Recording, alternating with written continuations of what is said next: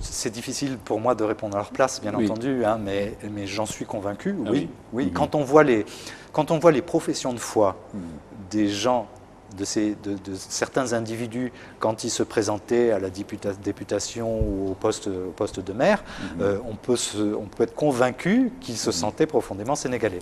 Moi, j'ai eu accès à des rapports de l'administration sur l'un de mes ancêtres, qui s'appelait Benjamin Crespin, qui a fini d'ailleurs par devenir commandant de cercle du côté des rivières du Sud, enfin par là-bas, dans lequel il disait: cet individu-là est nocif, en quelque sorte. Il nous a dit: allez plutôt combattre les Prussiens et laissez-nous gouverner notre pays en paix. Donc c'était leur pays, quoi. Clairement, ces gens-là se considéraient sénégalais. Ils parlaient wolof, ils mangeaient du couscous. Enfin, ils étaient sénégalais. Point barre. Voilà. Très bien. Alors, mais vous avez évoqué aussi, Xavier, l'immigration, les Arlégeois. Mais là, vous m'avez dit, quand on préparait cette émission, qu'ils sont venus pauvres, mais sont devenus riches. Alors, est-ce que c'était une exception là? Les Ariégeois, je ne connais pas très bien leur histoire. Il y a des spécialistes de l'histoire des Ariégeois au Sénégal. Mais disons que à l'époque où ils se sont établis au Sénégal, ces gens-là fuyaient la misère dans leur propre région, l'Ariège, en France. Ils fuyaient la misère et ils sont venus s'installer au Sénégal très pauvres. On les appelait les mange-mille. Les mange-mille, ça veut dire bien ce que ça veut dire. Ils s'abattaient comme des nuées de ces petits oiseaux là pour piller en quelque sorte le Sénégal. Ils sont arrivés très pauvres et la plupart se sont enrichis énormément au Sénégal. Et ils ont fondé 2 grandes familles très riches, de grands négociants. Alors, j'ai pas de famille particulièrement en tête, je risquerais de dire des bêtises, mais il y en a un qui est très connu, bien que je ne pense pas qu'il soit arrivé comme négociant au Sénégal, ça demande à être vérifié, c'est le gouverneur Pinet-Laprade. Pinet-Laprade était un Ariégeois qui est venu s'établir au Sénégal et qui a fini par devenir gouverneur du Sénégal. Oui, d'accord. Oui. Et qui a fini par créer la ville de Dakar. Voilà. Alors, parlons maintenant des signards. Alors, c'est les signards, quand on parle ça, on évoque tout de suite la grâce, le poème de Saint-Gorge, tout ça. Et puis, vous les montrez là, beaucoup de photos magnifiques. Alors, c'était des femmes. Alors, comment définir les signards? Est-ce une caste, une ethnie? Est-ce tout simplement alors une bourgeoisie? C'est un peu tout ça à la fois. Il n'y a pas de définition standard de la signare. Chacun se fait sa propre définition, mais disons que les historiens s'accordent sur un certain nombre de critères. Alors les signares, c'est le plus souvent des femmes métisses, c'est-à-dire issues généralement d'un père européen et d'une femme sénégalaise indigène. Mais c'est aussi le résultat, l'enfant d'un père métis et d'une mère métisse. Mais c'est aussi quelquefois un homme. Il y a certains auteurs qui décrivent les signards en parlant aussi des hommes. Et puis c'est aussi quelquefois des noirs. Il y a des signards parce que c'était aussi un statut. C'était pas simplement le fait d'être... Un homme peut être présenté comme signard. Et puis on pense aux métis, aux noirs.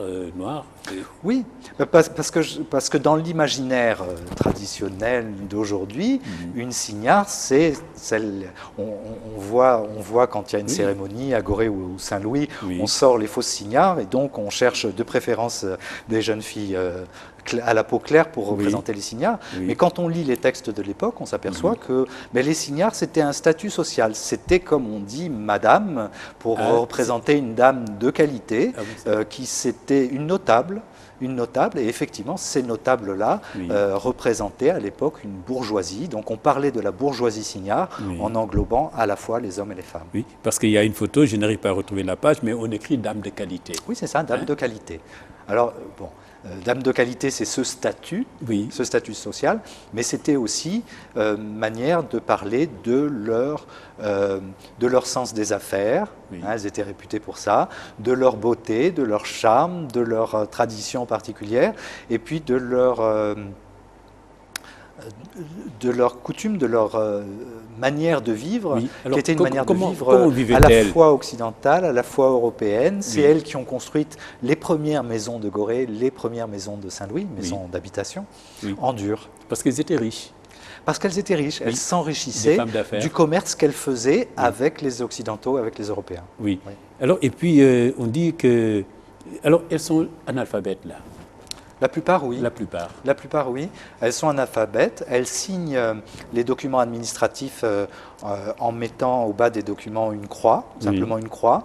Et puis le greffier vient constater, en entourant cette croix, d'un petit texte qui dit marque de l'assignat Intel, marque de l'assignat Jouga, marque de l'assignat Albis, marque de l'assignat Anne Pépin, etc. C'était la manière de signer de l'époque. Oui. Alors, Xavier Rico, est-ce qu'on peut dire aujourd'hui que les conditions pour être signard, parce qu'on les sort à chaque manifestation, quand je vais à Saint-Louis ou ici à Dakar, bon. Mais alors, les conditions, il faut être belle, avoir le sens des affaires, c'est tout? On considère un peu arbitrairement que la fin de l'époque des signards, de l'ère des signards, coïncide grosso modo avec la création de Dakar, c'est-à-dire 1857. 1857, c'est aussi l'époque où, comme je l'ai expliqué tout à l'heure, on bascule d'une économie de comptoir à une économie coloniale. Donc à cette époque-là, la charnière des années 1850, c'est l'époque de Faidherbe, on commence à tout vouloir normer, à tout vouloir organiser. Et donc, on crée des textes spéciaux, des documents d'urbanisme, on demande aux signards de régulariser leurs unions à la mode du pays. Ah oui. Et donc, c'est cette époque-là où on peut dire que c'est la fin de l'époque des signards. C'est en même temps, soit dit en passant, le début de la photographie. Oui. Et donc, c'est un peu pour ça aussi que quand on trouve des photos de signards, c'est la plupart des photos de signards en tenue traditionnelle, ce sont pour la plupart du temps des signards, des vieilles femmes, et non pas des signards belles comme vous les imaginez aujourd'hui. Ce sont des vieilles femmes qui sont représentées en tenue de signard. Donc voilà comment on peut dire que ça s'arrête dans les années 1850. Mais ça s'arrête officiellement dans les années 1850. Dans la réalité, on peut considérer que jusqu'encore aujourd'hui, il y a certains comportements ou certaines femmes... comportement, oui. Est-ce qu'on pourrait... Nos dirigeants qui est actuel, pourrait-on les comparer, puisque les choses ne valent que par comparaison, à ces signards-là? Les dirigeants... Puisque vous dites c'est un statut, c'est une manière de vivre... C'est peut-être un peu différent. Les bourgeoises, en avoir plus ou moins les moyens, mais prétendre à une certaine bourgeoisie? Je ne sais pas s'il est...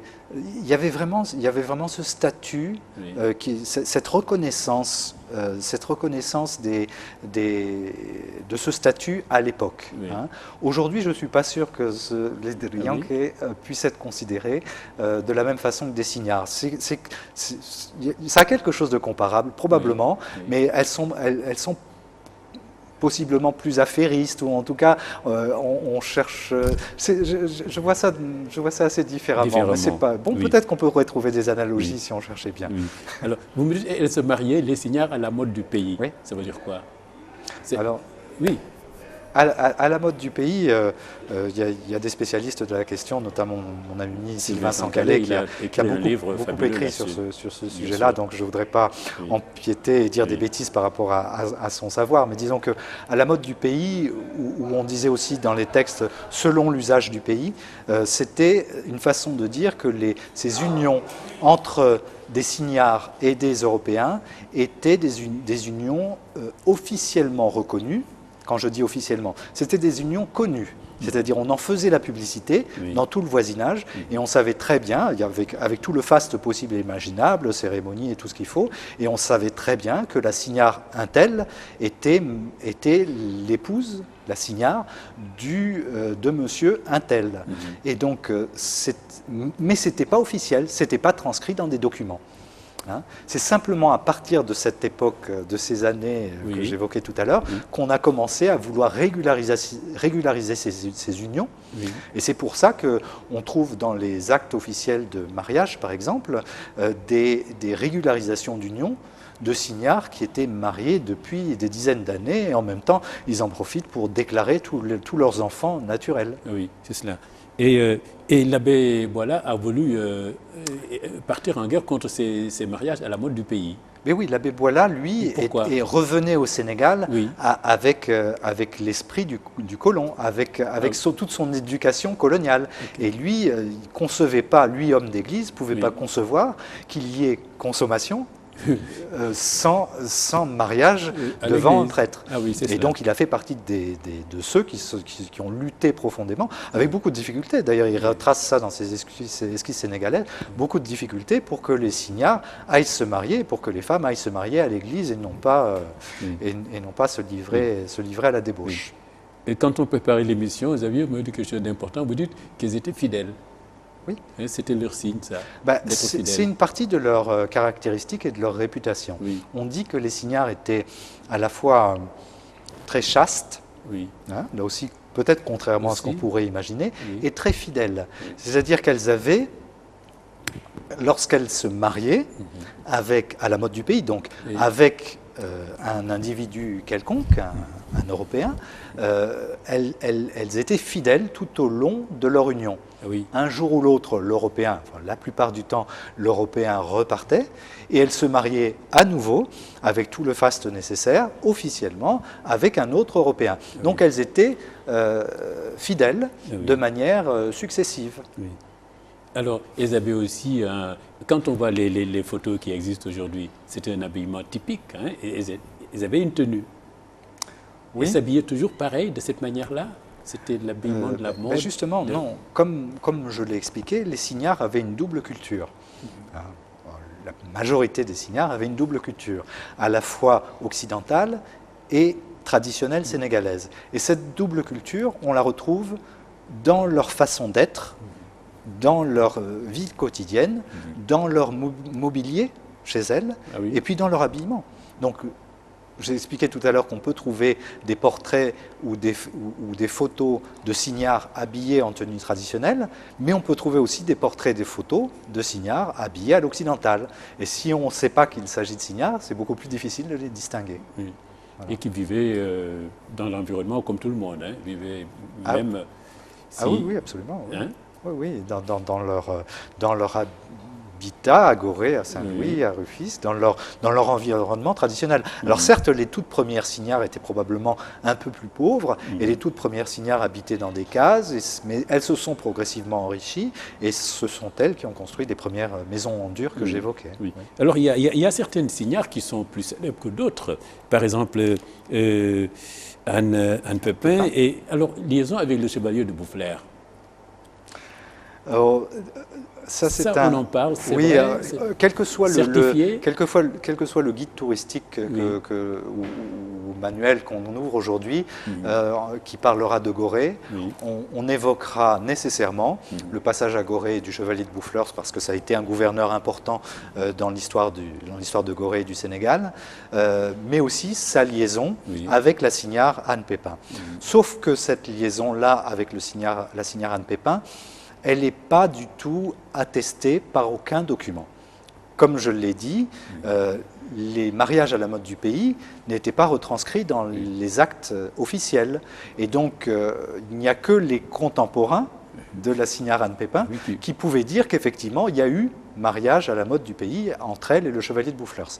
Ce qui est sûr, c'est que ce n'est pas écrit, qu'ils n'ont eu aucune descendance, et que la seule qui est colportée, celle qui est à l'origine de cette histoire-là, et j'ai trouvé tous les documents qui le disent, la seule qui est à l'origine de cette histoire-là, c'est Anne Pépin. Anne Pépin elle-même. Anne Pépin, qui elle-même divulguait à qui voulait l'entendre qu'elle avait, même 50 ans après le passage du chevalier de Boufflers à Gorée, alors qu'elle était une très vieille femme, elle disait encore aux visiteurs qui venaient la voir que le chevalier n'avait pas été insensible à ses charmes. Mais ce qu'on sait aujourd'hui, c'est qu'elle elle avait ce qu'on pourrait appeler aujourd'hui une maison d'hôtes. Et donc les visiteurs de marque qui venaient au Sénégal, presque obligatoirement venaient chez elle, parce que c'était une des plus grandes notables de l'époque-là, de cette époque-là. Et donc le chevalier de Boufflers, en attendant de construire sa résidence, avait habité chez la signare Anne Pépin.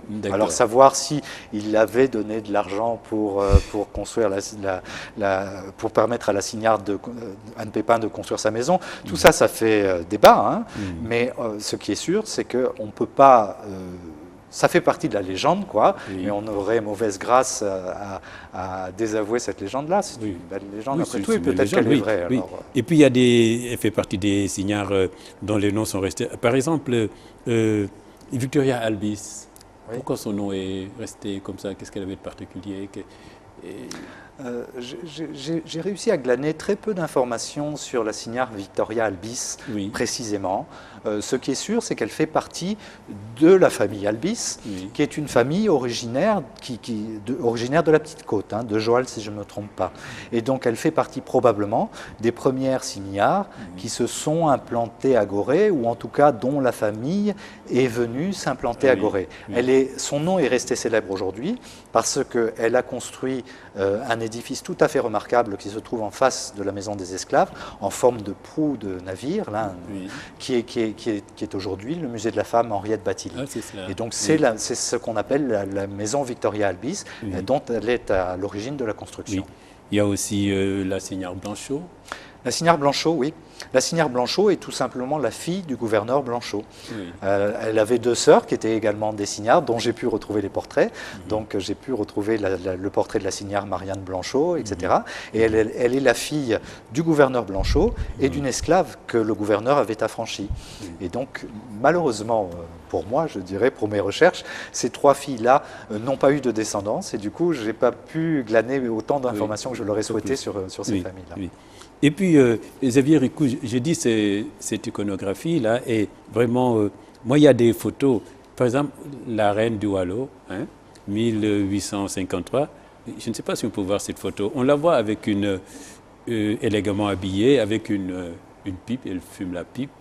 Et c'est Ndate Yala, n'est-ce pas? C'est Ndate Yala, représentée par l'abbé Boilin. Oui.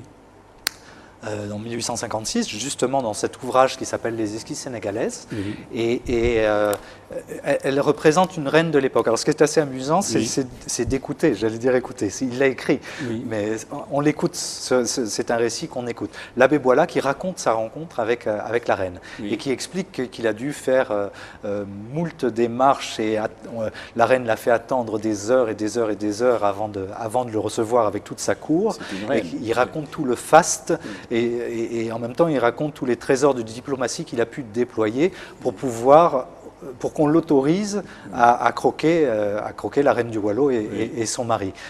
Donc tout ça est très intéressant. Ça nous montre, ça nous représente la reine de l'époque. Et c'est aussi intéressant parce que probablement cette femme, qui est, on le sait, une femme de caractère, qui a marqué elle aussi l'histoire du Sénégal, était... comment expliquer ça, était une signare, ou en tout cas s'inspirait des signards, qui elle-même s'inspirait de la reine, etc. C'est-à-dire, les signards puisaient dans leur... C'était une société très matriarcale, tout à fait matriarcale, on l'oublie souvent, et donc elle était très représentative de cette société traditionnelle, qu'elle soit traditionnelle indigène ou traditionnelle mulâtre. Comme les signards. Et puis il y a cette autre photo aussi. Alors là, parce que c'est le Tiedo, 1853, on voit avec la bouteille de vin, le verre à côté. Ça, c'est le Tiedo. Ça, c'est aussi classique du Sénégal. Les religions sont venues bien après. Tout à fait. Avant, tous, on était comme ça. Bien après. L'islam était déjà là au Sénégal depuis un bon moment. Mais disons que moi, je suis très frappé de voir, quand je fouine dans cette histoire-là, de voir à quel point les choses ont peu changé. M'aperçoit que les comportements sont souvent restés les mêmes. On peut retourner 2-3 siècles en arrière, on reconnaît les mêmes gens, on reconnaît les mêmes coutumes, on reconnaît les mêmes pirogues, on reconnaît les mêmes luttes traditionnelles, on reconnaît tout, et ce qui change finalement le plus, c'est le regard que portaient les autorités coloniales sur cette société traditionnelle. Et puis, je dois quand même vous dire, Xavier, que j'ai dû enlever... Je voulais quand même qu'on fasse un petit commentaire. Là je vois la photo du nouveau roi de Dakar. Vraiment, toute l'histoire est là. Le royaume de Dakar, Mohamed Diop, ancien roi de Dakar. Mais cette photo aussi, les signards avaient des esclaves. ou bien alors les esclaves étaient partis ailleurs. On a vu cette photo, c'est ce dandy qui accompagnait cette Européenne, voilà. Ouais. Hein, j'aime bien le dandy slave, hein, Baltimore. Oui, donc quand les esclaves partaient, ils accompagnaient leur maîtresse, et on écrit de manière plus... Il nous indique que lorsqu'il en a les moyens, le noir s'habille correctement, parfois discrètement et avec bon goût. C'est pour accompagner sa maîtresse. On voit là qu'il lui tient le... Bon, en fait, là, en l'occurrence, la scène se passe aux États-Unis, mais elle pourrait éventuellement aussi se passer au Sénégal. Oui. Il faut, en matière d'esclavage, je ne veux pas rentrer dans des débats qui eux-mêmes vont susciter des polémiques, mais disons qu'il faut, je crois que tous les historiens s'accordent à convenir qu'il y avait deux sortes d'esclavage au Sénégal, l'esclavage de traite et l'esclavage des captifs de case, qui peut s'apparenter à la domesticité actuelle. Et donc, les esclaves que possédaient les signares étaient ce qu'on appelle des captifs de case. C'était des domestiques qui étaient tout à fait libres d'aller et venir dans Gorée ou dans Saint-Louis, qui étaient même parfois libres d'avoir eux-mêmes des esclaves. C'est assez compliqué, hein, mais de gagner de l'argent, etc. Ils appartenaient, parce que c'était ça leur statut, à une signa ou à un individu particulier, mais ils appartenaient pour la vie. Et les enfants en héritaient. Ils ne pouvaient pas être revendus ou de façon très exceptionnelle. C'est pour ça que certaines signas, et c'est ça qui faisait leur richesse, hein, on mesurait la richesse des signas au nombre d'esclaves qu'elles possédaient, en possédaient des dizaines et des dizaines. Et les signards, normalement, je ne voudrais pas faire de généralité parce que il faudrait faire des recherches plus poussées, normalement les signards étaient tout à fait contre l'esclavage de traite. Jamais elles n'envoyaient des esclaves en Amérique. Au contraire, même quelquefois, elles les sauvaient de l'embarquement pour l'Amérique. Mais ils avaient des captifs. Mais elles avaient des esclaves de case. Oui, c'est ça. Voilà, c'est ça. Voilà. Alors, nous arrivons à la fin de l'émission, mais avant cela, il faut dire que... Alors, vous tenez une page sur Facebook, hein, et alors, pour vous lancer dans des sujets apparemment anodins, mais non, qui sont loin d'être sans importance. Et, par exemple, vous posez des questions, c'est une vraie colle. Les 10 derniers noms connus de la chaloupe de Gorée. Moi, je ne savais pas que la chaloupe a eu une dizaine de noms à peu près. Vous les connaissez tous, ces noms-là? Oh, je ne les connais pas par cœur, mais il y a eu le Brusque, il y a eu le Saint-Charles, il y a eu le Diamant, on en a retrouvé une dizaine à peu près 3, comme ça. 4, là, mais disons que cette page Facebook qui s'appelle Sénégal Métis, je ne sais pas pour faire de la publicité, parce qu'il n'y a vraiment aucun but commercial, bien entendu, hein, s'appelle Sénégal Métis, comme mon site internet d'ailleurs, hein, sénégalmétis.com. C'est juste un moyen pour moi que j'ai trouvé de partager ce plaisir que j'ai à apprendre et à découvrir l'histoire du Sénégal. Je considère que c'est véritablement important, comme je le disais au début, de mieux connaître son passé pour mieux comprendre le présent et pour mieux préparer l'avenir. Et du coup, mieux connaître le passé, ce que moi j'apprends et ce que moi j'ai du plaisir à découvrir, j'ai envie de le faire partager. Alors j'essaye de le faire partager par tous les moyens, en faisant un bouquin, en faisant un site internet. Et vous préparez d'autres livres encore? Un autre bouquin en préparation qui s'appellera Nos ancêtres les signards, et puis qui sera un recueil de portraits, cette fois-ci de photos et de portraits de cette époque-là. Et puis cette page Facebook sur laquelle je mets, mais alors vraiment sans prétention, tous les jours, un nouveau petit sujet qui parle de l'histoire du Sénégal. Alors je lance les gens sur la piste de l'histoire des anciens noms de la chaloupe, mais je parle aussi du Tacoma, je parle du squelette qu'on a retrouvé en dessous de la grande batterie de la plage de Gorée, on parle aussi des maisons de Saint-Louis, on parle de certains individus, on parle de n'importe quel petit sujet qu'on peut traiter en 2-3 phrases, et chacun contribue, vient enrichir, vient apporter sa petite pierre. Au-delà de l'histoire des Métis, c'est l'histoire du Sénégal, c'est ça qui est important. Mais comme je l'ai expliqué, quand on s'intéresse à cette histoire des familles métisses, forcément, à cause de l'importance que ces gens-là ont joué dans l'histoire du Sénégal, on est obligé de s'intéresser à l'histoire du Sénégal. Et comme je suis un peu curieux, fouineur, chercheur, pas chercheur officiel. Et puis vraiment, il faudrait voir cette iconographie. On voit tout le début, il y a des choses sur l'esclavage, il y a la colonisation, il y a les signards, mais vraiment c'est complet. Hein. Il y a les prêtres sacrificateurs du Sénégal, il y griot, il y a tout là-dedans. Négresse de qualité, j'aime bien ça, négresse de qualité. Oui. Voilà. Et puis, vous avez aussi organisé une exposition. C'est toujours pour... c'est toujours dans cette même vocation de partager, de faire savoir, de faire comprendre aux générations qui arrivent que leur histoire, c'est pas simplement la colonie et l'indépendance et ce qui s'est passé après, que leur histoire c'est beaucoup plus que ça, qu'il y a beaucoup de petites choses qui sont tout à fait passionnantes, beaucoup de petites énigmes qu'on peut s'amuser par exemple, qu'on peut s'amuser à rechercher, à trouver, à chercher les réponses, que la barre sur la langue de Barbarie, elle n'a pas toujours été au même emplacement. Il y a des milliers de petits sujets, et puis j'en ai déjà posté tous les jours des centaines sur des petits sujets sans prétention. Alors vous dites, vous n'êtes pas historien, vous ne faites pas de travail de chercheur, vous êtes un fouineur. Un fouineur, oui, un curieux. Oui, curieux et intéressé par l'histoire, révéler des choses, faire connaître des choses aux gens. Oui. Même, alors vous dites aussi, évidemment, si vous vous intéressez à cela, que la menace sur les archives, évidemment, c'est une préoccupation. Ben oui, c'est une grande préoccupation. Au même titre que la menace sur le patrimoine bâti, avec la nécessaire préservation de ces villes d'époque coloniale, parce que c'est notre histoire. Les archives, c'est aussi notre histoire. Même si les archives sont la plupart du temps tenues par des colons, mais les archives, qu'elles soient manuscrites, qu'elles soient iconographiques, les cartes postales, les gravures anciennes, les portraits, les peintures, les dessins, tout ça fait partie de notre patrimoine. Et ce patrimoine-là est en danger. Ce patrimoine-là, d'abord, il est précieux, il faut en avoir connaissance, faut bien comprendre ça, et puis il est en danger. Les archives, on le sait tous, au Sénégal, ne sont pas préservées d'une manière absolument extraordinaire. Les pillent carrément, il faut dire le mot. Voilà, et donc je me suis lancé à titre personnel et bénévole dans la numérisation, c'est-à-dire des photographies et les scans de tout ce qu'il est possible de scanner, que ce soit les archives de la conservation des hypothèques à Saint-Louis, de l'état civil à Gorée, de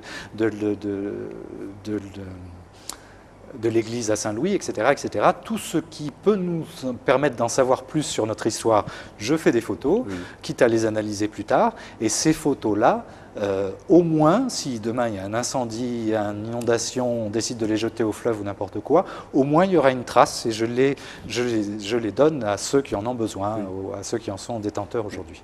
J'en suis à me demander, Xavier Rico, à la fin de cette émission, si j'ai devant moi un historien, un architecte, je ne sais plus vraiment. Et puis, alors vous êtes à l'APIX, vous vous occupez des grands travaux et des grands travaux. Et là, quand vous deviez faire une exposition, un exposé sur justement l'autoroute à péage, là on est plein dans l'actualité, on sort de l'histoire un peu.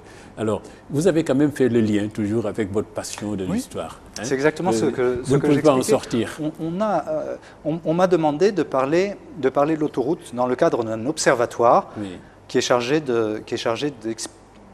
d'analyser l'impact du projet d'autoroute sur la ville de Dakar. Donc on confie à des chercheurs, à des individus de la société civile, le soin d'analyser ces impacts du projet d'autoroute, quitte à ce qu'on nous dise que ces impacts sont négatifs. Alors c'est une initiative, soit dit en passant, de la société Eiffage qui réalise le projet d'autoroute. Donc c'est eux qui sont à l'origine de cette initiative que je trouve particulièrement judicieuse. Ils m'ont demandé d'intervenir dans le cadre de cet observatoire et moi ma démarche a consisté à dire un observatoire ça sert à observer, donc à prendre du recul. Je vais vous inviter à prendre le maximum de recul possible. Donc on est retourné au XVIIIe siècle, l'époque où Dakar n'était que une série de petits villages éparpillés, Ngor, Nben, Yoff, Ouakam, etc., qui étaient reliés, qui ont fini par se relier par des petits sentiers sur lesquels cheminaient les individus, et les chevaux, et les ânes, etc. Et puis expliquer que ces petits sentiers, petit à petit, sont devenus des routes. On finit, sur le long de ces routes, des constructions se sont faites, et petit à petit, la ville de Dakar s'est créée comme ça. Et puis un jour, à cause de l'engorgement, de la saturation, des problèmes que ça posait, il a fallu créer une autoroute à travers tout ça. Et comment on fait aujourd'hui pour creuser une autoroute en tenant compte de tous ces paramètres-là? C'est un petit peu ça que j'ai cherché à expliquer. Donc c'est ce lien, ce trait d'union entre le passé et notre avenir que je cherche à établir le plus possible. Votre théorie, c'est vraiment tout vous, c'est hier, le pont entre hier et demain. Absolument. Hein. Je vous remercie.